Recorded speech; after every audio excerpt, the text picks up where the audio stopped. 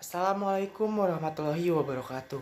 Perkenalkan, nama saya Dian Diansyah dengan NIM 120 706 0003 dari jurusan Agroteknologi kelas 2A, Fakultas Sains dan Teknologi, Universitas Islam Negeri Sunan Gunung Jati Bandung.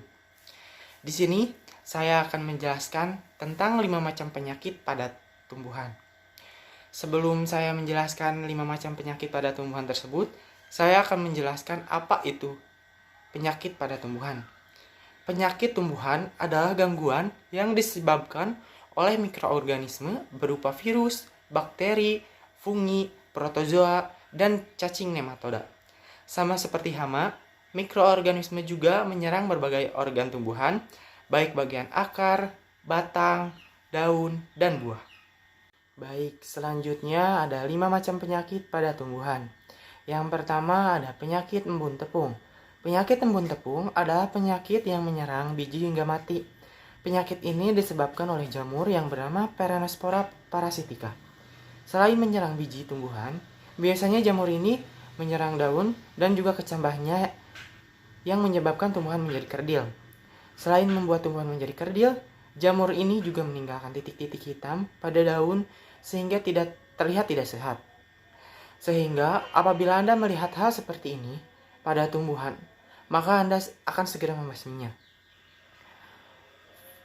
Faktor penyakit embun tepung ini terjadi di daerah yang lembab, yaitu pegunungan, sehingga jika tanaman ini berusia 1-2 tahun bisa menjadi rusak, bahkan tanaman bisa gundul atau tidak memiliki daun sedikit pun.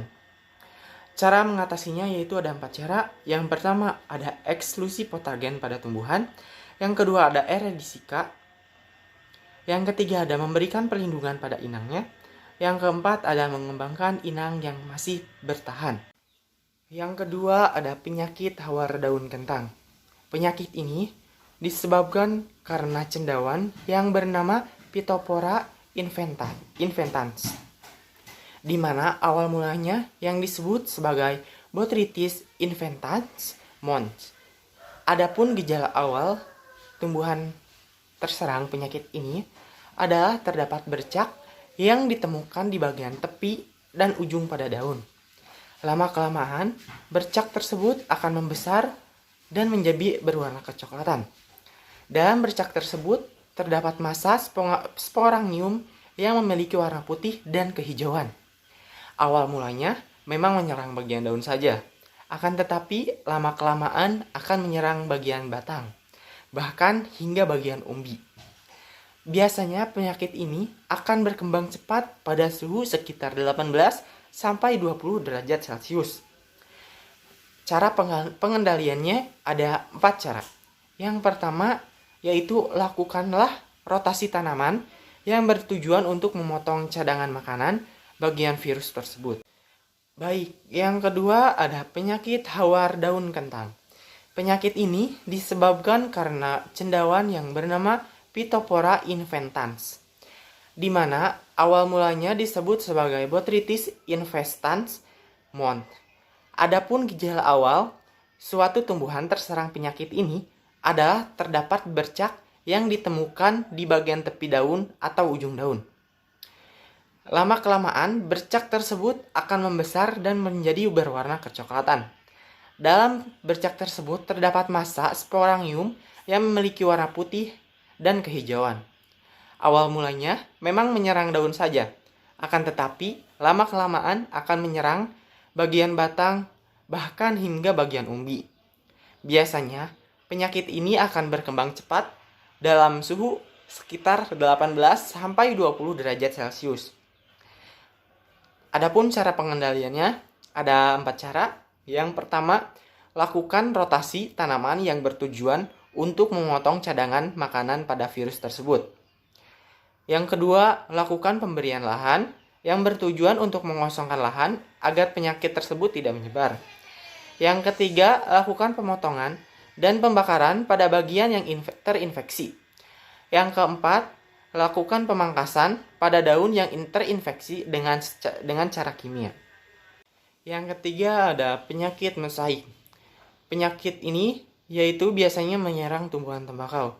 Penyakit ini disebabkan oleh virus yang bernama tobacco mosaic virus atau sering disingkat TMV. Gejala tanaman yang terserang penyakit ini yaitu pada daunnya terdapat bercak hijau muda atau kuning yang tersebar.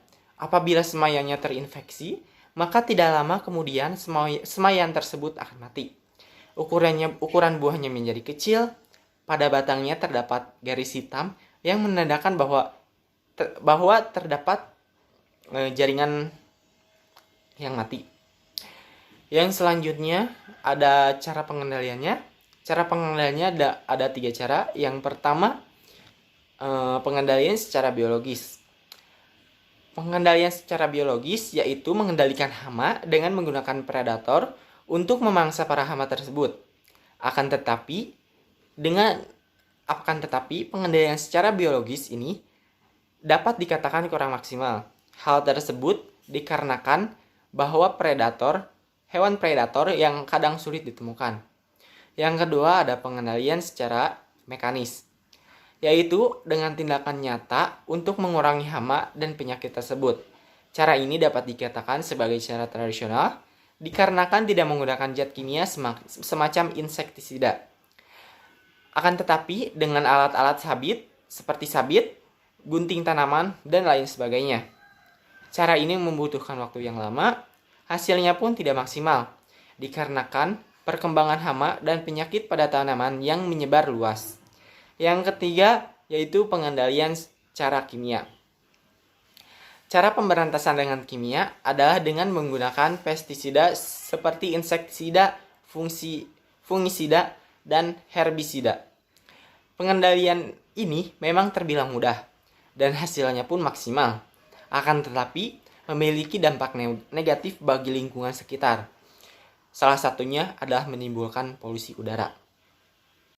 Yang keempat ada penyakit layu bakteri. Penyakit layu bakteri disebabkan oleh bakteri yang bernama Pseudomonas solanacearum.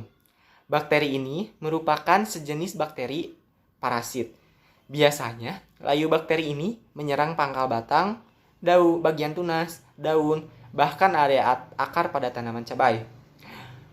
Proses persebaran bakteri ini dibantu oleh air, di mana pada saat tanah memiliki kelembaban tinggi, maka bakteri ini akan cepat menyebar dan berkembang biak. Adapun cara pengendaliannya, yaitu yang pertama, lakukan pergiliran tanaman.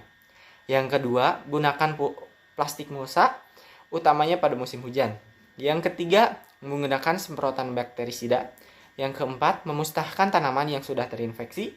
Dan yang terakhir, gunakan benih yang tahan terhadap serangan bakteri tersebut. Yang selanjutnya, yang terakhir ada penyakit busuk buah atau Phytophthora palmivora. Gejala penyakit ini menyerang buah kakao. Buah kakao yang terserang berbercak coklat kehitaman. Biasanya dimulai dari ujung atau pangkal buah. Disebarkan melalui sporangnium yang terbawa oleh air hujan. Dan biasanya penyakit ini berkembang biak dengan cepat pada kebun yang memiliki curah hujan yang tinggi dengan kondisi lembab. Adapun cara pengendaliannya, yaitu yang pertama, sanitasi kebun. Dengan memetik semua buah busuk, lalu menanamnya dalam tanah sedalam 30 cm. Yang kedua, kultur teknis, yaitu dengan pengaturan pohon pelindung dan lakukan pemangkasan pada tanamannya sehingga kelembaban di dalam kebun akan turun. Yang terakhir, cara kimia, yaitu menyemprotkan buah dengan fungida seperti Sandoz, Cuprafit, Kobos, dan lain-lain. Penyemprotan dilakukan dengan frekuensi 2 minggu sekali. Menggunakan kloin tahan hama atau penyakit. Sekian penjelasan tentang 5 macam penyakit yang saya berikan. Kurang lebihnya mohon maaf. Wassalamualaikum warahmatullahi wabarakatuh.